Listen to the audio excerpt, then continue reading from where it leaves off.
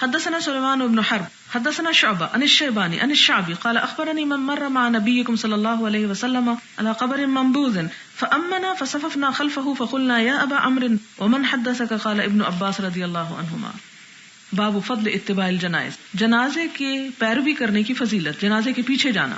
وقال زید بن ثابت رضی اللہ عنہ اذا صلیت فقد قضیت الذی علیک، کہ جب تو نے جنازے کی نماز پڑھ لی تو اپنا قرض ادا کر دیا، قضیت پورا کر دیا، الذی علیک جو تجھ پر تھا، یعنی جو فرض عائد ہوتا تھا. وقال حمید بن ہلال ما علمنا علی الجنازۃ اذنا، کہ ہم نے نہیں جانا کہ نماز جنازہ میں کوئی اجازت بھی لینی ہوتی، یعنی جنازہ پڑھنے کے لیے کسی کی اجازت ضروری نہیں ہے. ولیکن من صلی ثم رجع فلہ قیرات، لیکن جو نماز جنازہ پڑھ کے واپس چلا جائے تو اس کو 1 قیرات کا ثواب ملے گا، اور 1 قیرات 1 پہاڑ کے برابر ہوتا ہے. اور اگر کوئی نماز جنازہ پڑھنے کے بعد دفن میں بھی شریک ہوتا ہے تو اس کے لیے 2 قیرات کا ثواب ہے. حدثنا ابو النعمان حدثنا جریر بن حازم سمعت نافعا يقول حدث ابن عمر ان ابا هريره رضي الله عنه يقول من تبع جنازة فله قيرات فقال اكثر ابو هريره علينا. جب ابن عمر سے ابو ہریرہ کی یہ حدیث بیان کی گئی کہ جو جنازہ کی نماز پڑھے اس کو 1 قرات ثواب ملے گا، تو انہوں نے کہا کہ یہ بہت حدیثیں بیان کرتے ہیں. فصدقت یعنی عائشہ ابا ہریرہ، تو حضرت عائشہ رضی اللہ تعالی عنہا نے بھی حضرت ابو ہریرہ کی تصدیق کی. یعنی کہنے کا مطلب یہ تھا بہت حدیثیں بتا دی، گویا شک کر رہے تھے، لیکن حضرت عائشہ نے فوراً حضرت ابو ہریرہ کی تائید کی. اور کیا کہتی ہیں کہ انہوں نے سچ کہا. وقالت، کہنے لگی، سمعت رسول اللہ صلی اللہ علیہ وسلم، کہ میں نے بھی نبی صلی اللہ علیہ وسلم سے سنا ہے، یقولہ، آپ فرماتے تھے. فقال ابن عمر رضی اللہ عنہما لقد فرطنا فی قراریت کثیرۃ، کہ ہم نے ضائع کر دیے بہت سے قراریت، بہت سے ثواب کے موقع. فرطت ضیعت من امر اللہ، افراط تفریط کا لفظ بھی اسی سے ہے. اس سے مطلب یہ تھا کہ جب حضرت ابو ہریرہ نے حدیث بتائی تو لوگوں نے کہا، یعنی حضرت ابن عمر خاص طور پہ کہتے ہیں کہ ابو ہریرہ بہت حدیثیں سنا چکے ہو. تو اس پر حضرت عائشہ ان کی ہاں میں ہاں ملاتی ہیں اور مزید تائید کرتی ہیں. تو اس پر ابن عمر ریئلائز کر لیتے ہیں کہ میری یہ کمنٹ ٹھیک نہیں تھے. کہتے ہیں ہم نے تو پھر بہت سے قرات گنوا دیے ہیں، یعنی ایسے مواقع جن میں ہم جنازے میں شریک ہو کر ثواب لے سکتے تھے ہم نے نہیں لیا. باب من انتظر حتی تدفن، جو دفن ہونے تک انتظار کرے، ٹھہرا رہے. یعنی جیسے آپ کسی کی تعزیت کے لیے جاتے ہیں اور اس گھر میں بیٹھے رہتے جب تک کہ جنازہ اٹھا نہیں لیا جاتا، یا دفنانے والے جا کے واپس نہیں آ جاتے، تو کیا ایسا ہی کرنا چاہیے؟ یا اسی طرح جو شخص جنازہ پڑھے اور اس کے بعد پھر بیٹھا رہے جب تک کہ جنازہ قبرستان نہ لے جایا جائے اور دفنا نہ دیا جائے، یعنی وہ سارا انتظار کس کھاتے میں؟ حدثنا عبد الله بن مسلمة قال قرأت على ابن ابي ذئب عن سعيد بن ابي سعيد المقبوري عن ابيه انه سأل ابا هريرة رضي الله عنه فقال سمعت النبي صلى الله عليه وسلم وحدثنا احمد بن شبيب ابن سعيد قال حدثني ابي حدثنا يونس قال ابن شهاب وحدثني عبد الرحمن الاعرج ان ابا هريرة رضي الله عنه قال قال رسول الله صلى الله عليه وسلم، آپ صلی اللہ علیہ وسلم نے فرمایا، من شهد الجنازة، جو جنازے پہ حاضر ہو، حتی یصلی، یہاں تک کہ نماز پڑھ لے، فلہ قیرات، تو اس کو 1 قیرات ثواب. ومن شہد، اور جو حاضر ہو، حتی تدفن، یہاں تک کہ دفن کر دیا جائے، کان لہ قیراتان، تو اس کے لیے 2 قیرات. قیل وما القیراتان، آپ سے پوچھا گیا یہ 2 قیرات کیا ہیں؟ قال مثل الجبلین العظیمین، کہ 2 بڑے بڑے پہاڑ. یعنی 1 قیرات صرف 1 پہاڑ نہیں بلکہ بہت بڑا پہاڑ، اور 2 قیرات 2 بڑے پہاڑ. باب صلاۃ الصبیان مع الناس علی الجنائز، جنازے کی نماز میں لوگوں کے ساتھ بچوں کا شریک ہونا. اس سے کیا پتہ چلتا؟ بچوں کو شریک اس لیے بھی کرنا چاہیے کہ انہیں پتہ چلے کہ کس موقع پہ کیا کرنا چاہیے. یہی بچے اگر بغیر کسی ایسی محفلوں میں شریک ہوئے بڑے ہو جائیں گے تو ان کو تو یہ سب کچھ بھول جائے گا اور ان کو نہیں پتہ چلے گا، اور وہ اپنی ذمہ داریاں بہتر طور پر ادا نہیں کر سکیں گے. اس لیے جہاں اور ہم ہر بات کا خیال رکھتے ہیں، چھری کانٹے سے کھانا سکھاتے ہیں، وہاں ان کو یہ بھی سکھانا چاہیے کہ جنازے میں شریک ہونا بھی ایک ضرورت ہے اور ذمہ داری کی بات ہے. حالانکہ فرض نہیں ہے ان پر، فرض تو بڑوں پہ بھی نہیں ہے، لیکن بہت بڑا ثواب ہے. اب دیکھیں اسلام کا طریقہ، ایک چیز فرض نہیں قرار دی کہ اس لیے کہ فرض قرار دی جاتی تو وہ لوگ جو بیمار ہیں، معذور ہیں، پریشان حال ہیں، مصروف ہیں بہت زیادہ، ان پہ ایک مصیبت آ جاتی، دین سخت ہو جاتا. ان کی آسانی کے لیے اللہ تعالیٰ نے اس کو فرض نہیں کیا، لیکن اگر سنت رکھا تو اتنا ثواب بتا دیا کہ کوئی بھی شخص جس کو یہ ثواب پتا چل جائے کہ ایک دن ایک جنازے میں شریک ہو کے اتنی نیکی مل جائے گی، تو وہ اس کے مقابلے میں دوسرے کام جو ہے پوسٹ پون کر دے گا اور وہ اس نیکی کو پانے کے لیے آگے بڑھے گا. اور یہ ہے اسلام کی وسعت اور وہ چیز جس نے مسلمانوں کے لیے ان ساری چیزوں پر عمل کروانا بڑا آسان کر دیا تھا. ہمارے لیے اس لیے مشکل ہو گیا کہ ہم نے اس کی روح کو نہیں پایا اور صرف چند ریچولز کے ساتھ چمٹ گئے. حدثنا یعقوب بن ابراہیم حدثنا یحیی بن ابی بکیر حدثنا زائدہ حدثنا ابو اسحاق الشیبانی عن عامر عن ابن عباس رضی اللہ عنہما قال اتى رسول اللہ صلی اللہ علیہ وسلم قبرا فقالوا هذا دفن او دفنت البارحة قال ابن عباس رضی اللہ عنہما فصففنا خلفه ثم صلى عليها. اور ابن عباس کی یہاں بات کیوں آئی؟ کیونکہ ابھی چھوٹے تھے جب ایسا ہوا تھا، اس لیے بچوں کی شرکت کی بات آ گئی اس میں. اور یہ وہی حدیث ہے جو بارہا گزر چکی کہ وہ جھاڑو لگانے والا مرد یا عورت جب فوت ہو گئے تو اس کی قبر پہ آپ نے آ کے جنازہ پڑھایا. باب الصلاۃ علی الجنائز بالمصلی والمسجد. مسجد یا عیدگاہ میں جنازے کی نماز پڑھنا، یعنی کھلی جگہ پہ پڑھ سکتے ہیں یا مسجد کے اندر ہی پڑھ سکتے ہیں. اس سے پیچھے صلاۃ الاستسقاء کہاں ہے؟ مسجد کے اندر ہے. لیکن عید کی نماز کہاں ہے؟ مسجد سے باہر ہے. اب یہ معلوم کرنا ہے کہ جنازہ کہاں پڑھا جائے، مسجد کے اندر یا عیدگاہ میں. حدثنا یحیی بن بکیر حدثنا اللیث عن عقیل عن ابن شہاب عن سعید بن المسیب وابی سلمہ انہما حدثاه عن ابی ہریرہ رضی اللہ عنہ قال نعى لنا رسول اللہ صلی اللہ علیہ وسلم النجاشی صاحب الحبشۃ اليوم الذي مات فيه فقال استغفروا لاخيكم. آپ صلی اللہ علیہ وسلم نے کیا فرمایا؟ اپنے بھائی کے لیے بخشش کی دعا کرو. وعن ابن شهاب قال حدثني سعيد بن المسيب ان ابا هريره رضي الله عنه قال ان النبي صلى الله عليه وسلم صف بهم بالمصلى فكبر عليه اربعا. کہ آپ صلی اللہ علیہ وسلم نے عیدگاہ میں جا کے نماز پڑھائی اور 4 تکبیروں سے پڑھائی. اور یہاں پر جو استغفروا کی بات آتی ہے اس سے یہ پتہ چلتا ہے کہ جیسے آپ نے وہ مسجد میں بات کہی ہو. تو اس سے ایک بات یہ پتہ چلتی ہے کہ کھلے میدان میں جنازہ پڑھانا زیادہ بہتر ہے، لیکن اگر بارش ہو رہی ہو اور نہ ہو سکے تو مسجد کے اندر بھی پڑھایا جا سکتا ہے، کیونکہ عیدگاہ کا حکم بھی ایک طرح سے مسجد کا حکم میں ہو جاتا ہے. کیونکہ وہ آپ دیکھیں نا، آپ صلی اللہ علیہ وسلم نے حائضہ عورتوں کو کیا فرمایا تھا کہ وہ ہماری مسجد سے الگ رہے، حالانکہ ان کو عید کی نماز پہ بلایا جا رہا ہے. تو عیدگاہ بھی ایک طرح سے مسجد کے حکم میں بھی شامل ہو جاتی ہے. حدثنا ابراہیم بن المنذر حدثنا ابو دمرہ حدثنا موسى بن عقبہ عن نافع عن عبد الله بن عمر رضی اللہ عنہما ان اليهود جاءوا الى النبي صلی اللہ علیہ وسلم، کہ حضرت ابن عمر کہتے ہیں کہ یہودی حضور صلی اللہ علیہ وسلم کے پاس آئے. برجل منهم امرأة زنیا، ایک مرد اور عورت دونوں کو لے کر آئے کہ جنہوں نے زنا کیا تھا. فامر بهما، تو آپ نے ان کے بارے میں حکم دیا. فرجما، تو وہ دونوں کیا ہوئے؟ سنسار کر دیے گئے. قریبا من موضع الجنائز، جنازوں کی جگہ کے قریب، عند المسجد، مسجد میں. اس سے کیا پتہ چلتا ہے کہ جنازہ رکھنے کی جگہ مسجد میں تھی جس کے نزدیک انہیں سنسار کیا گیا تھا. باب ما یکرہ من اتخاذ المساجد علی القبور، قبروں پر مسجدیں بنانے کی ناپسندیدگی. ولما مات الحسن بن الحسن ابن علی رضی اللہ عنہ، جب حسن بن علی کا انتقال ہوا تو ضربت امرأته القبۃ علی قبرہ سنۃ، تو ان کی بیوی ان کی قبر پر 1 سال خیمہ لگا کے بیٹھی رہی. ثم رفعت، پھر خیمہ اٹھا لیا. فسمعوا صائحا یقول، تو انہوں نے سنا کہ ایک پکارنے والا پکار کے کہہ رہا ہے، الا هل وجدوا ما فقدوا، کیا انہوں نے پا لیا جو کھویا تھا؟ فاجابہ آخر، تو دوسرا کہتا ہے، بل یئسوا فانقلبوا، بلکہ نا امید ہو گئے اور واپس پلٹ گئے. مراد کیا ہے کہ اگر کوئی شخص کسی قبر کے پاس مدت بھی گزار دے تو اس کو حاصل اس سے کچھ نہیں ہوگا. اسلام بہت پریکٹیکل دین ہے کہ ایسے کام مت کرو کہ جس سے تم مرنے والے کے ساتھ مر جاؤ اور اپنی زندگی برباد کرو. تمہیں اللہ نے زندگی عمل کرنے کو دی ہے، نہ کہ صرف دوسروں کے سوگ میں گزارنے کو. ٹھیک ہے، سوگ اپنی جگہ، غم اپنی جگہ، لیکن بیکار ہو کے مت بیٹھ جاؤ. اب یہاں کیا بات پتہ چلتی ہے کہ وہ خاتون قبر کے پاس رہی. اگر وہ ایسا ہی جرم کر رہی تھی تو انہیں سختی سے بھی روکا جا سکتا تھا، لیکن چونکہ جانے کی اجازت ہے تو ان کو کسی نے شاید اتنا نہ کہا ہو. اب یہاں پر جو 2 بات کرنے والے ہیں باہم، یہ کون ہیں؟ یہ یا تو فرشتے ہیں یا جن ہیں، کہ ایک بولتا ہے اور دوسرا جواب دیتا ہے، لیکن دونوں میں سے ایک بھی کسی نے دیکھا نہیں کہ کون تھا. تو اس سے کیا پتہ چلتا ہے کہ بعض اوقات اللہ تعالیٰ ایسی مخلوق کے ذریعے عام لوگوں کو بھی میسج پہنچوا دیتے ہیں. حدثنا عبید اللہ بن موسیٰ عن شیبان عن ہلال هو الوزان عن عروہ عن عائشة رضی اللہ عنہا عن النبی صلی اللہ علیہ وسلم قال فی مرضه الذی مات فیہ لعن اللہ اليہود والنصارى اتخذوا قبور انبیائهم مسجدا قالت ولولا ذلك لابرز قبره غیر انی اخشى ان يتخذ مسجدا. کہ نبی صلی اللہ علیہ وسلم نے اپنے مرض الموت میں فرمایا، لعن اللہ اليہود والنصارى، اللہ کی لعنت یہود و نصارہ پر. اتخذوا، انہوں نے بنا لیا، قبور انبیائہم، اپنے انبیاء کی قبروں کو، مسجدہ، مسجد. قالت، کہتی ہیں، ولولا ذالک، اگر یہ ڈر نہ ہوتا، لابرز قبرہ، تو کھلی رہتی آپ کی قبر، غیر انی اخشى، لیکن مجھے ڈر تھا کہ ان یتخذ مسجدا، کہ وہ مسجد بنا لی جائے گی، یعنی لوگ وہاں جا کے عبادت کا کام شروع کر دیں گے. اس سے کیا پتہ چلتا ہے کہ مسجد میں قبر نہیں بنانی چاہیے اور نہ ہی قبر پر مسجد بنانی چاہیے. عبادت اور قبرستان 2 الگ الگ چیزیں الگ رکھنی چاہیے.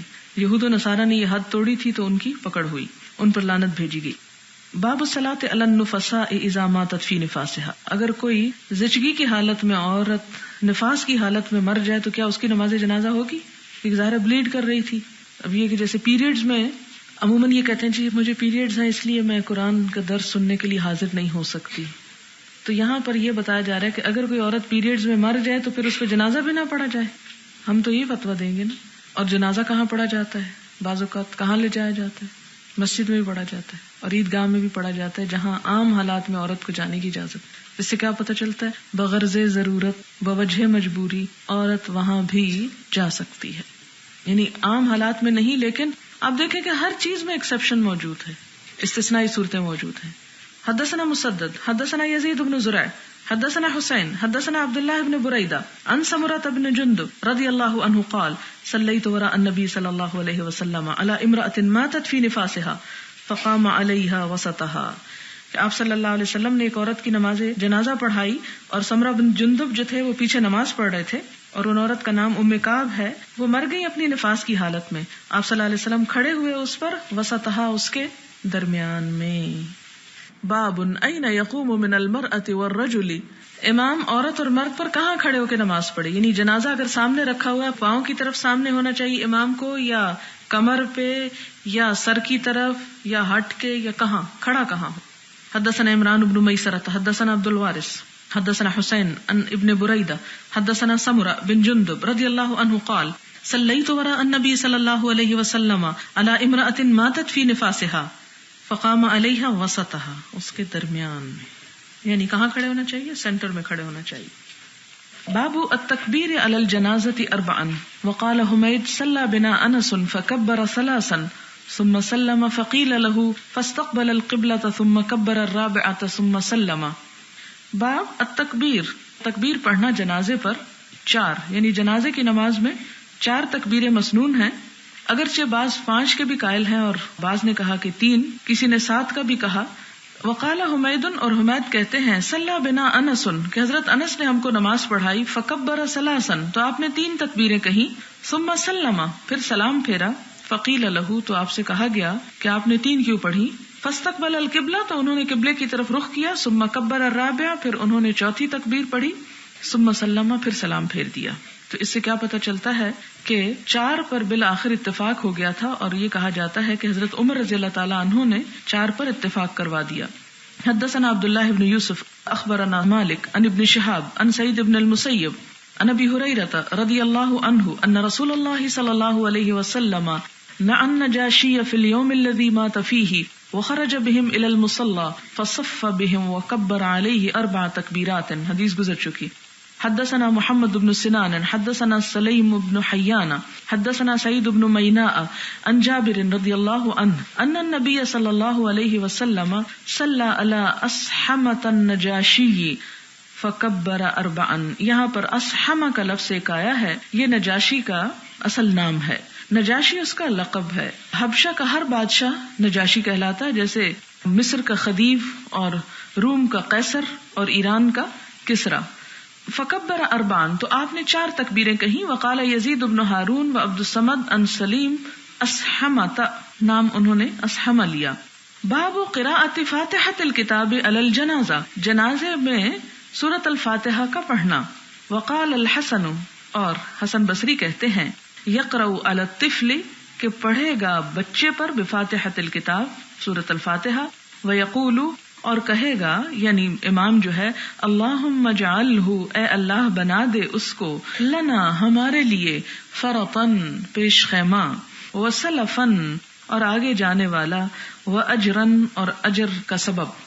اب یہ لفظ جو ہے فرطن، سلفن، اجرن، ان کو سمجھ لیجئے کیونکہ یہ لفظ پھر بھی استعمال ہوں گے۔ فرط کہتے ہیں اس شخص کو جو قافلے کے آگے آگے جا کر قافلے کے لیے جگہ بنائے، پانی تلاش کرے، لکڑیاں وغیرہ اکٹھی کرے، یعنی پیش رو جس کو کہا جاتا ہے، پیش خیمہ جس کو کہا جاتا ہے۔ تو یہاں پر کیا بتایا گیا کہ جب کوئی بچہ فوت ہو جائے تو جنازے کی نماز میں یہ دعا بھی پڑھی جا سکتی کہ یا رب یہ جو فوت ہو گیا ہے اس کو ہمارے لیے فرط بنا دے، یعنی ہم پیچھے آنے والے ہیں، یہ ہم سے آگے چلا گیا، سلف بنا دے. سلفن کا مطلب یہ ہوتا ہے آگے جانے والا. ما سلف کا لفظ قرآن میں بھی آپ پڑھ چکے ہیں، یعنی جو گزر گیا. وہ اجرن، اور اجر کا سبب. بھلے یہ کیسے ہو سکتا ہے کہ ایک بچہ مر گیا اور وہ چلا گیا اور سب سے آگے وہاں پہنچ گیا اور آپ بعد میں جا رہے ہیں، تو اس کے جانے سے آپ کو اجر کیا ملا؟ مراد یہ ہے کہ اس کے جانے پر انسان جو صبر کرتا ہے اور اس کا جو دکھ اٹھاتا ہے وہ پیچھے رہنے والوں کے لیے اجر کا سبب بنتا ہے. یعنی مراد کیا تھی کہ یا اللہ اس شخص کو جو ہم سے آگے جا چکا ہے اور اس کے جانے کی وجہ سے ہم کو جو صدمہ پہنچا ہے وہ صدمہ ہمارے لیے باعث اجر ہو، اس کا جانا ہمارے لیے اجر کا سبب بنا دے. حدثنا محمد بن بشار قال حدثنا غندر قال حدثنا شعبہ عن سعد عن طلحہ قال صلیت خلف ابن عباس. حضرت طلحہ کہتے ہیں کہ میں نے ابن عباس کے پیچھے نماز پڑھی رضی اللہ عنہما. حدثنا محمد بن کثیر قال اخبرنا سفیان عن سعد بن ابراہیم عن طلحة بن عبد الله بن عوف قال صلیت خلف ابن عباس على جنازة فقرأ بفاتحة الكتاب قال لتعلموا انها سنة.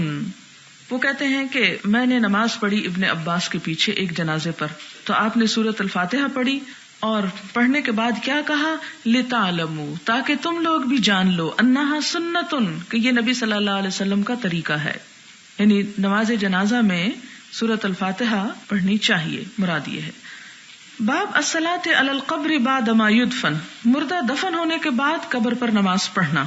مراد یہاں نماز سے نماز جنازہ ہے، اور یہ حدیث بھی بہت دفعہ گزر چکی ہے. حدثنا حجاج بن منہال حدثنا شعبہ قال حدثني سلیمان الشیبانی قال سمعت الشعبی قال اخبرني من مر مع النبي صلی اللہ علیہ وسلم على قبر منبوذ فأمهم وصلوا خلفه قلت من حدثك هذا يا ابا عمرو.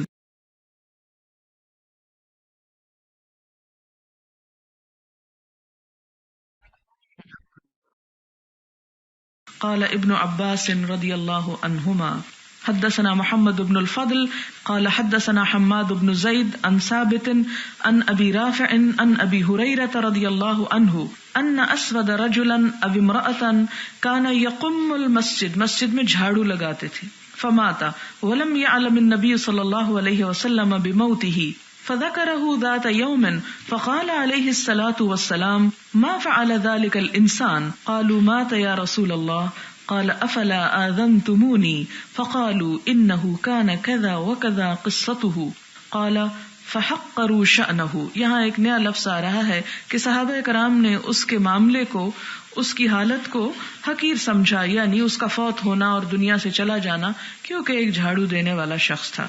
لیکن اللہ کے رسول صلی اللہ علیہ وسلم نے اس کی قدر و منزلت بڑے بڑے بادشاہوں سے زیادہ بڑھا دی اس کا جنازہ پڑھ کر، اور اس کے دفن ہونے کے بعد اس کا جنازہ پڑھ کر. اس سے کیا پتہ چلتا ہے کہ اسلام میں اصل چیز کسی کا اخلاص ہے، اور دیکھنا یہ ہے کہ وہ اللہ کی خاطر کوئی کام کتنا کر رہا ہے، خواہ وہ جھاڑو ہی کیوں نہ دے رہا ہو. یعنی ضروری نہیں کہ ایک شخص جو درس دے رہا ہو اور لوگوں کو پڑھا رہا ہو اسی کی عزت اور مرتبہ بہت زیادہ ہو. نہیں، اس شخص کا بھی عزت و مرتبہ کچھ کم نہیں کہ جو ایک درس دینے والی جگہ پر بیٹھنے کے لیے صفائی کا اہتمام اور انتظام کرتا ہے اور جھاڑو لگاتا ہے. اب مسجد میں نماز پڑھنا ایک بہت اعلیٰ درجے کی نیکی تھی، لیکن اس کے ساتھ ساتھ مسجد کو صاف کرنا یہ بھی کچھ کم نیکی نہیں، اس لیے کہ مسجد صاف ہوگی تو لوگ اچھی طرح نماز پڑھ سکیں گے. تو اس کی اس صفائی نے باقی سب لوگوں کے لیے مسجد میں آ کر نماز پڑھنے میں خشوع و خضوع کا اہتمام کیا، ان کے لیے ایک سہولت پیدا کی، تو وہ بھی اپنے اجر اور ثواب میں کچھ کم نہ تھا. لوگوں نے اس کو عام دنیا کی روٹین کے مطابق ایک کم درجے کا انسان سمجھ کر، اور ایک روایت میں آتا کہ عورت تھی، اور عورت سمجھ کر کہ کیا کالی کلوٹی عورت جو مسجد میں جھاڑو لگاتی ہے اس کا کیا حق ہے. نہیں، اس کو بھی آپ صلی اللہ علیہ وسلم نے اگنور نہیں کیا، بلکہ اس کے اس کام کی فضیلت کو بتانے کے لیے کہ یہ کام بھی چھوٹا کام نہیں ہے، اس کی قبر پر جا کے جنازہ پڑھا. اور پھر آپ دیکھیں کہ قبر بھی اس کی ایسی جگہ بنائی گئی جو الگ تھلگ تھی، یعنی اس کو مرنے کے بعد بھی، جیسے ہمارے ہاں بھی جو لوگ کم درجے کے کام کرتے ہیں معاشرے میں، کوئی نائی ہے یا موچی ہے یا اس طرح، تو اس کو حقیر سمجھتے ہیں. اصل بات تو تقویٰ ہے. اگر کسی نائی کے اندر تقویٰ کسی چارٹرڈ اکاؤنٹنٹ سے بڑھ کر ہے تو اللہ کے نزدیک اس نائی کا درجہ اور مقام کہیں بڑا ہے بنسبت ایک دنیا کی بہت بڑی ڈگری اور بہت بڑا عہدہ رکھنے والے کے. کیونکہ ان اکرمکم عند اللہ اتقاکم. یہ الگ بات ہے کہ دنیا میں اللہ تعالیٰ نے بعض لوگوں کو علم کی وجہ سے، بعض لوگوں کو مال کی وجہ سے درجات دیے ہیں، لیکن یہ درجات عارضی ہیں. اگر علم کے اندر تقوی نہیں اور خدا کا خوف نہیں اور اللہ تعالیٰ سے محبت نہیں تو کچھ بھی نہیں. لہٰذا یہ ہم جو کچھ بھی کر رہے ہیں، ہم میں سے ہر ایک اللہ نے ہمارے لیے چاہا اور ہمارے حصے میں مختلف کام آ گئے، اور مختلف کاموں کے لیے اللہ تعالیٰ نے مختلف لوگوں کو مختلف صلاحیتیں عطا کی. اب جس کو جو صلاحیت ملی، اللہ نے اس سے جو کام لینا چاہا اور اس نے کر دیا، تو قیامت کے دن یہ نہیں دیکھا جائے گا کہ کس نے بظاہر کیا بڑا کام کیا اور کون سا معرکہ سر کر کے آیا. دیکھا یہ جائے گا کہ کس کے اندر واقعی وہ کام صرف اللہ کے لیے خالصتاً کرنے کا جذبہ تھا، اور جس کے اندر جتنا یہ جذبہ زیادہ ہوگا، جتنی اللہ کی محبت زیادہ ہوگی، اتنا ہی اس کا اجر زیادہ ہوگا. کیونکہ وہاں پر کام کی مقدار نہیں دیکھی جاتی، اس کی کوالٹی دیکھی جاتی ہے، خواہ وہ کام چھوٹا ہی کیوں نہ ہو. اس لیے ہم سب کو بھی توجہ اس بات پر رکھنی چاہیے کہ ہم جو کچھ بھی کر رہے ہیں، خواہ ہم جھاڑو ہی لگا رہے ہیں، تو ہم کوئی حقیر و ذلیل لوگ نہیں ہیں. ہم اللہ کے نزدیک بڑی قدر و قیمت رکھتے ہیں اگر ہم اس جھاڑو میں بھی نیت یہ رکھتے ہیں کہ یہ میرے رب کی رضا کے لیے یہ کام ہے، کسی انسان کی رضا کے لیے نہیں. اور ضروری نہیں کہ صرف اسی جھاڑو لگانے کا اجر ہے جو کسی مسجد میں ہو یا کسی درس گاہ میں ہو. کہیں پر بھی انسان جب صفائی اور ستھرائی اور طہارت کا اہتمام کرتا، خواہ وہ اپنے گھر کا باتھ روم ہی کیوں نہ دھو رہا ہو اور اپنا کموڈ ہی کیوں نہ صاف کر رہا ہو، تو ایسی صورت میں اگر وہ اسلام کے اس تعلیم کو مد نظر رکھ رہا ہے کہ طہارت نصف ایمان ہے، تو وہ ایک بہت بڑے درجے کا کام کر اور اس نصف ایمان کو حاصل کر رہا ہے. لیکن بہرحال جس طرح اللہ تعالیٰ نے مختلف جگہوں کی فضیلت بتائی کہ جس جگہ پر اللہ کا ذکر ہوتا ہے وہاں فرشتوں کا گھیرا ہوتا ہے، تو اسی طرح ان جگہوں کی صفائی اور ان جگہوں کا اہتمام کچھ نسبتاً زیادہ اجر اور ثواب کا کام ہے، لیکن پھر بھی ڈیپینڈ سراسر نیت پہ کرتا ہے. اور پہلی حدیث جو آپ نے اس کتاب کی پڑھی وہ بھی یہی تھی کہ انما الاعمال بالنیات، کوانٹٹی نہیں، یہ دیکھنا ہے کہ نیت کیا ہے. تو یہاں پر بھی آپ دیکھتے ہیں کہ آپ صلی اللہ علیہ وسلم نے کیا کیا، جب لوگوں نے اس کا معاملہ بڑا چھوٹا کر کے بتایا، قال فدلونی علی قبرہ، تو آپ نے فرمایا مجھے بتاؤ کہ اس کی قبر کہاں بنائی ہے. فاتی قبرہ فصلی علیہ. کیا محبت تھی آپ صلی اللہ علیہ وسلم کی ایسے انسانوں کے ساتھ بھی. اور ہمارے اندر سے یہی اخلاق ختم ہو گیا کہ جس میں دوسرے کے اسٹیٹس کی وجہ سے اسے عزت نہ دی جائے، دنیا کے مرتبے اور مقام کی وجہ سے نہ دی جائے، بلکہ اس کے کام کی وجہ سے دی جائے کہ وہ کر کیا رہا ہے. فاتی قبرہ فصلی علیہ، آپ اس کی قبر تک پہنچے اور آپ نے اس میں نماز جنازہ پڑھی، اور آپ کے پیچھے صحابہ کرام بھی تھے، انہوں نے بھی نماز جنازہ پڑھی. باب المیت یسمع خفق النعال، میت جوتوں کی آواز سنتی ہے. یعنی میت جو ہے جب مردہ دفن کیا جاتا ہے تو جو دفنانے کے لیے آتے ہیں وہ واپس جا رہے ہوتے ہیں تو وہ آواز اس کو سنائی دے رہی ہوتی ہے. تو اس سے یہ بھی پتہ چلتا ہے کہ قبرستان میں جوتے پہن کر جانے کی اجازت ہے. حدثنا عیاش حدثنا عبد الاعلی حدثنا سعید وقال لی خلیفۃ حدثنا ابن زریع حدثنا سعید عن قتادہ عن انس رضی اللہ عنہ عن النبی صلی اللہ علیہ وسلم قال العبد اذا وضع فی قبرہ، کہ انسان جب اپنی قبر میں رکھ دیا جاتا ہے، وتولی اور اس سے منہ موڑ لیا جاتا ہے، وذهب اصحابہ اور اس کے ساتھی چل پڑتے ہیں، چلے جاتے ہیں، حتی انہ لیسمع قرع نعالہم، یہاں تک کہ وہ ان کے جوتوں کی آواز کو سنتا ہے. یعنی اسی وقت اس کے پاس منکر نکیر پہنچ جاتے ہیں، اس کو اٹھا بٹھاتے ہیں اور اسے پتا چل رہا ہوتا ہے کہ میرے سب رشتہ دار جو ہیں اب واپس جا رہے ہیں.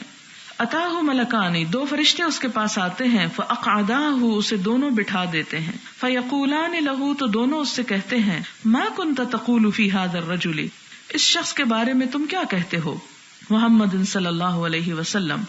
فیقول اشہد ان عبد اللہ ورسولہ، تو وہ شخص کیا جواب دیتا ہے کہ میں گواہی دیتا ہوں کہ وہ محمد صلی اللہ علیہ وسلم اللہ کے بندے اور اس کے رسول تھے. فیقال، تو اس سے کہا جاتا ہے، انظر الی مقعدک من النار، اپنی جگہ آگ میں دیکھ لو. ابدلک اللہ بہ، اللہ نے تجھ کو بدل دیا اس کے ساتھ، مقعد من الجنہ، جنت کی جگہ کے ساتھ. یعنی ہر انسان کے لیے جنت بھی ہے اور جہنم بھی ہے. اور یہ جنت و جہنم کیا ہے، جیسے ایک اور حدیث سے پتہ چلتا ہے کہ چٹیل میدان ہے، زمین کے ٹکڑے ہیں دو. انسان اگر نیک کام کرتا ہے تو اس کی جنت تیار ہوتی ہے، اور اگر برے کام کرتا ہے تو اس کی جہنم بھڑکتی ہے، اور بالآخر وہ وہاں پہنچ جاتا ہے جہاں اس کا عمل غالب آتا ہے. کیونکہ کوئی انسان ایسا تو نہیں ہو سکتا جو صرف نیک کام کرنے والا ہو، اور کوئی ایسا بھی نہیں ہو سکتا جو صرف برے کا برا ہو.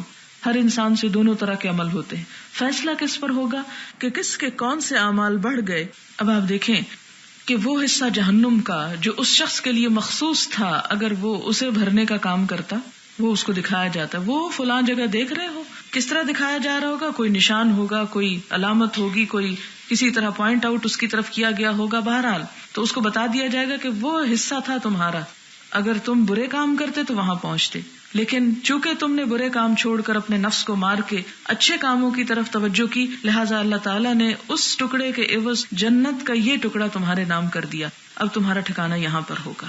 اور یہ کس کو توفیق ہوگی؟ جو یہ جواب دے سکے کہ محمد صلی اللہ علیہ وسلم اللہ کے بندے اور اس کے رسول ہیں. تو یہاں پر کیا ہوگا؟ فَيُقَالُ انظر إِلَى مَقْعَدِكَ مِنَ النَّارِ أَبْدَلَكَ اللَّهُ بِهِ مَقْعَدًا مِنَ الْجَنَّةِ قال النبی صلی اللہ علیہ وسلم. تو نبی صلی اللہ علیہ وسلم نے فرمایا فَيَرَاهُمَا جَمِيعًا، تو وہ ان دونوں جگہوں کو دیکھے گا. اس سے کیا پتا چلتا ہے کہ قبر میں پہنچ کر انسان جہنم بھی دیکھے گا اور جنت بھی دیکھے گا. وَأَمَّا الْكَافِرُ أَوِ الْمُنَافِقُ، جہاں تک کافر اور منافق کا تعلق ہے، فَيَقُولُ لَا أَدْرِي، کہے گا مجھے نہیں پتا، میں نہیں جانتا. كُنْتُ أَقُولُ مَا يَقُولُ النَّاسُ، میں وہی کہتا تھا جو لوگ کہتے تھے. اور کیا ہمارا حال یہی نہیں ہے کہ ہم وہی کہتے رہتے ہیں جو آج تک سنا سنایا؟ یعنی ہمارا دین کس پر قائم ہے، کس پر مبنی؟ ہم اگر مسلمان تھے صرف بورن مسلم نہیں تھے، اور ہم بھی وہی کچھ نہیں کر رہے تھے کہ جو سنا سنایا، جو کسی نے کہہ دیا وہی کر لیا. یقینی علم تو نہیں تھا ہمارے پاس بھی. اسی لیے تو علم حاصل کرنا ہر مسلمان مرد اور عورت پر فرض ہے. تو اس کو فرض اسی لیے کیا گیا کہ ہر شخص جانے اور علم یقینی حاصل کرے اور اپنی آنکھوں سے دیکھے عین الیقین کے ساتھ. لہٰذا منافق کہے گا، اور منافق کی بات یہاں اس لیے آ گئی کہ اس کا بھی دل تو کافر ہی تھا نا. فَيَقُولُ لَا أَدْرِي كُنْتُ أَقُولُ مَا يَقُولُ النَّاسُ فَيُقَالُ لَا دَرَيْتَ وَلَا تَلَيْتَ، نہ تو نے جانا نہ تو نے پڑھا. یہ دو لفظ تو مار جاتے ہیں بندے کو. لا دریت ولا تلیت، نہ تو نے جاننے کی کوشش کی اور نہ تو نے پڑھنے کی کوشش کی. درا اور تلا یتلو، کہ تو نے پڑھ کے ہی نہ دیکھا. تو اس سے کیا پتہ چلتا ہے کہ علم حاصل کرنے کے لیے صرف کان کافی نہیں، نگاہوں کو استعمال کرنا بھی ضروری ہے، اور نگاہوں کے ساتھ زبان استعمال کرنا بھی ضروری ہے. کیونکہ علم بالقلم، اور قلم کس لیے استعمال ہوتا ہے؟ لکھنے کے لیے. تو علم کے ذرائع کیا ہیں؟ دیکھیں آپ قرآن پاک میں سورت القلم، قلم کے نام کی سورت موجود ہے، اور ہماری اکثریت قلم اٹھانے سے ہی غافل ہے. اس وقت آپ پاکستان کا لٹریسی ریٹ دیکھیں تو آپ کہاں اٹھیں کہ مسلمان ہو کر اتنے لوگ علم سے کوئی واسطہ اور تعلق ہی نہیں رکھتے. ان کو کوئی خبر نہیں، دنیا کا نہیں جانتے، دین کا کیا جانتے ہوں گے؟ کیونکہ دین کا جاننے کے لیے پہلے دنیا کا جاننا ضروری ہوتا ہے. آپ کو اردو پڑھنی آئے گی تو آپ قرآن کی تفسیر پڑھ سکیں گے، یا آپ اس کو اپنی زبان میں سمجھ سکیں گے، یا عربی پڑھنی آئے گی تو آپ آگے بڑھ سکیں گے. اور ہمارے بہت سے لوگ جو صرف انگریزی پڑھتے رہتے ہیں اور عربی یا اردو کو ایک حقیر شے سمجھتے ہیں، ان کو بھی اپنے خیالات پہ نظر ثانی کرنی چاہیے کہ ٹھیک ہے انگریزی پڑھ کے ہم دنیا تو بنا سکتے ہیں، اور اس میں کوئی شک نہیں، بنانی چاہیے. اللہ نے یہ نہیں کہا کہ دنیا میں جا کے احمق اور پاگل بن کے رہو اور وہ نہ سیکھو جو تمہارے سیکھنے کے لیے فائدہ مند ہے. لیکن صرف وہ سیکھ کر اپنے آپ کو بڑا کانفیڈنٹ فیل کرنا اور دین کے بارے میں کچھ نہ جاننا، یہ پھر اپنے اوپر ایک بہت بڑی زیادتی ہوگی. لہٰذا قرآن اور سنت رسول صلی اللہ علیہ وسلم ایسی چیزیں نہیں جو صرف سن لی جائیں. سننا اگرچہ بہت امپورٹنٹ ہے، لیکن سننا پہلا سٹیپ ہے جاننے کا اور سیکھنے کا. اور اس کے بعد یہاں سے کیا پتہ چلتا ہے؟ لا دریت ولا تلیت، کہ پڑھنا نہایت ضروری ہے، کیونکہ پڑھنے سے ہی عین الیقین سے حق الیقین تک انسان پہنچتا ہے اور علم یقینی حاصل ہوتا ہے.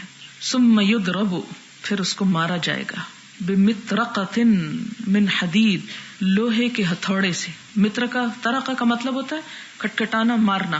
طارق بھی اسی سے ہے. مطرقہ جس سے زور زور سے مارا جاتا ہے، ہتھوڑا مراد ہے. عموماً ترجمے میں لفظ گرز استعمال ہوتا ہے جو ہماری اردو میں ان نون سا لفظ ہے اور ہمیں سمجھ نہیں آتی یہ گرز کیا ہوگا، اس کا سائز اور اس کا وہ سب کچھ کیا ہے. لفظ ہتھوڑا بولیں تو پتہ چلتا ہے کہ ہتھوڑا کیا بلا ہے، اور اس سے مارا جائے، کسی کا سر پھوڑا جائے تو بچے کیا باقی. بمطرقۃ من حدید ضربۃ، کہاں مارا جائے گا؟ لا حول ولا قوة، بین اذنیہ، اس کے دو کانوں کے درمیان. کانوں کے درمیان اس لیے کہ دونوں کانوں کو استعمال نہیں کیا نا، دو کانوں کے بیچ میں مار لگائی جاتی ہے. فیصیح صیحۃ، اس سے وہ مردہ چیختا ہے. کتنا چیختا ہے؟ یسمعها من یلیہ، سنتی ہے ہر وہ چیز جو اس کے آس پاس ہوتی ہے. الا الثقلین، سوائے دو بوجھوں کے. اور یہ دو بوجھ کون سے ہیں؟ جن اور انسان. اور کیوں نہیں سن سکتے؟ کہ سننے کے لیے ضروری ہوتا ہے کہ وہ فریکوینسی آپ کے سننے کے مطابق ہو. جیسے بیٹ کی آواز آپ نہیں سن سکتے، جیسے ٹپ ٹاپ کی آواز آپ نہیں سن سکتے، اسی طرح مردے پہ کیا بیتتا ہے وہ بھی آپ نہیں سن سکتے. اور آپ نے بار بار پڑھا کہ اگر سن لے انسان تو بے ہوش ہو جائے، اگر سن لے انسان تو زندہ نہ رہ سکے. تو یہ زندگی چونکہ اللہ کو قائم رکھنی تھی، اس لیے ہم سے وہ چیزیں پوشیدہ رکھی گئی، غائب کی گئی.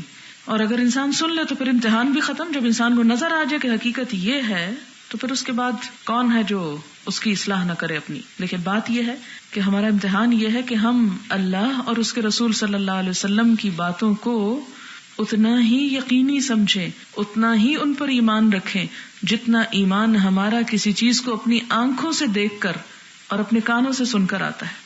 اب دیکھیں کہ وہ چیزیں جو ہماری آنکھ دیکھتی ہے اس کو تو ہم مان لیتے ہیں. مثلا میری آنکھ دیکھ رہی ہے کہ آج دھوپ نکلی ہوئی ہے، آنکھ پر تو مجھے بڑا ایمان ہے، بڑا اعتماد ہے.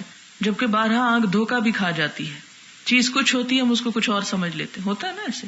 لیکن اللہ کے رسول صلی اللہ علیہ وسلم، ان پر کیا میرا ایمان اتنا ہے جتنا میرا اپنی آنکھ پر اور اپنے کان پر اور اپنی زبان پر؟ اتنا تو نہیں ہے. آپ کوئی بات بتاتے ہیں تو ماننے میں تردد ہوتا ہے. کوئی عام انسان بات بتائے جو میرے کان سن لے تو اس میں یقین کر لیتی ہوں، ہو سکتا ہے اس کو بھی میں نے درست نہ سمجھا ہو. تو ایمان دراصل کیا ہے کہ انسان ہر چیز سے بڑھ کر ان پہ یقین کرے کہ میری آنکھ دھوکہ کھا سکتی ہے، میرے کان دھوکہ کھا سکتے ہیں، میرے دل میں ایک غلط بات آ سکتی، لیکن جو کچھ آپ صلی اللہ علیہ وسلم ہیں اور جو کچھ آپ نے بتایا اس میں سے کچھ بھی ایسا نہیں کہ جو ناقابل یقین ہو یا جسے چھوڑا جا سکتا ہو. ایمان کیا ہے کہ اللہ اور اس کے رسول اور ملائکہ اور آخرت اور کتاب کو ایسا مان لینا جس طرح ہم یہ مانتے ہیں کہ سورج نکلا ہوا ہے، یا اس سے بھی بڑھ کر مان لینا. کیونکہ دنیا میں سب کام کس چیز پر منحصر ہیں؟ ایمان ہی پر تو ہے. جس چیز پہ آپ بھروسہ کرتے ہیں اس کو آپ آنکھیں بند کر کے کر لیتے ہیں. مثلاً آپ کو پتا ہے کہ پانی آپ کو نقصان نہیں دے گا، اب آنکھیں بند کر کے پی لیتے ہیں. لیکن اگر پتا ہو کہ یہ ایسا پانی ہے کہ جس میں جراثیم ہے تو آپ نہیں پی سکتے اس کو. تو جب ہمیں یقین ہے کہ آپ صلی اللہ علیہ وسلم صادق اور امین تھے، صرف ہمیں نہیں بلکہ ان کے دشمنوں کو بھی یقین تھا، تو پھر اس کے بعد تو کوئی مسئلہ رہ ہی نہیں جاتا. جب ہمیں یقین ہوتا ہے کہ ایک ڈاکٹر ہمارا ہمدرد ہے تو ہم اس کے سامنے اپنا دل کھول کے رکھ دیتے ہیں. یعنی دل کھولنا ایک تو زبان سے کھولنا ہوتا ہے نا، اور ایک یہ ہے کہ لٹرلی آپریٹ کروانے کو تیار ہو جاتے ہیں. اور صرف مسلمانوں سے نہیں، غیر مسلموں پہ زیادہ اعتماد اور یقین ہوتا ہے، وہاں تک پہنچ جاتے ہیں کہ وہ جو چاہیں ہمارے دل کے ساتھ کر دیں، اور بڑا پیسہ خرچ کر کے پہنچ جاتے ہیں کیونکہ زندگی چاہیے نا. لیکن کیا آخرت کی زندگی ہم کو نہیں چاہیے؟ اور اس کے لیے کس پر اعتماد کرنا ہے؟ اللہ کے رسول صلی اللہ علیہ وسلم پر. ان پر اعتماد ہوگا اور ان کے سپرد اپنے آپ کو کریں گے تو یہی دراصل ایمان ہے. ایمان سپردگی کا نام ہے. اسلام سبمٹ کرنا، حوالے کر دینا کہ آپ جو چاہیں کریں، جو چاہیں میرے بارے میں فیصلہ کر دیں، میں ہر لحاظ سے راضی ہوں، مجھے اس پر کوئی اعتراض نہیں، میرے دل میں اس پر کوئی شک نہیں. یہی تو دراصل ایمان ہے کہ شک سے بالا ہو جائے انسان. اس حدیث سے پھر کیا پتہ چلتا ہے کہ اصل ایمان کیا ہے؟ حضور صلی اللہ علیہ وسلم سے تعلق، آپ کی محبت، آپ کے اسوہ حسنہ کو فالو کرنا، آپ کی قربت، آپ کے طریقوں کو جاننا، آپ کی حقیقت کو پہچاننا. کیونکہ اگر زندگی سے آپ کو نکال دیا جائے تو کچھ بھی نہیں بچتا. ہم تو اللہ تعالیٰ تک بھی نہیں پہنچ سکتے. اللہ تعالیٰ کی جو صحیح معرفت اور پہچان ہمیں ملی وہ کس کے طفیل ملی؟ محمد رسول اللہ کے طفیل صلی اللہ علیہ وسلم. لہٰذا صحیح مسلمان بننے کے لیے ضروری ہے کہ آپ صلی اللہ علیہ وسلم سے صحیح بنیادوں پہ تعلق استوار ہو. یعنی آپ کی صحیح معنوں میں پہچان ہو کہ ہم واقعی پہچان جائیں کہ یہ ہے اللہ کے رسول صلی اللہ علیہ وسلم. یعنی آپ کے طور طریقے اور آپ کی سنت اور آپ کے اعمال، اقوال، احوال، افعال سب کچھ اتنا رچ بس جائے کہ جب آپ ہمارے سامنے آئے تو ہمیں آپ اجنبی نہ لگیں، جانے پہچانے لگے اور ہم آپ کو پہچان جائیں. مثال کے طور پر آپ ایک شخص کے بارے میں بہت سنتے ہیں لیکن آپ نے اس کو دیکھا نہیں ہوتا، تو باوجود اس کے کہ آپ نے دیکھا نہیں ہوتا آپ کے ذہن میں ایک اس کے بارے میں تصور بن جاتا ہے کہ وہ ایسا ہوگا، ایسا ہوگا، ایسا ہوگا. اس کے حلیے کے بارے میں، اس کی گفتگو کے بارے میں، اس کی تمام چیزوں کے بارے میں. اور پھر وہ آپ کے سامنے آتا ہے تو بغیر اس کے کہ کوئی آپ کو بتائے وہ فلاں ہے، آپ خود پہچان جاتے ہیں کہ یہی فلاں ہو سکتا ہے. مثلاً بعض اوقات لوگ کہتے ہیں اچھا وہ فلاں لڑکی ہے، ایسی ہے ویسی ہے، اس کو دیکھنا ہے، فلاں جگہ چلیں گے اس کو دیکھیں گے. تو آپ جب اس محفل میں پہنچتے ہیں تو خود ہی پہچاننے کی کوشش کرتے ہیں اچھا وہ جس کے بارے میں مجھے یہ بتایا گا تو وہ کون سی ہو سکتی. اور بہت دفعہ آپ کا وہ جو تصور ہے یا جو امیجنیشن ہے وہ درست ہوتا ہے. اور کون سا تصور کتنا درست ہوتا ہے؟ جتنا زیادہ آپ اس کے بارے میں معلومات رکھتے ہوں اور جتنا آپ اس کے بارے میں سوچ سکتے ہوں. اللہ کے رسول صلی اللہ علیہ وسلم اگر ہماری سوچوں کا مرکز اور محور نہ ہو تو پہچاننا مشکل ہو جائے گا.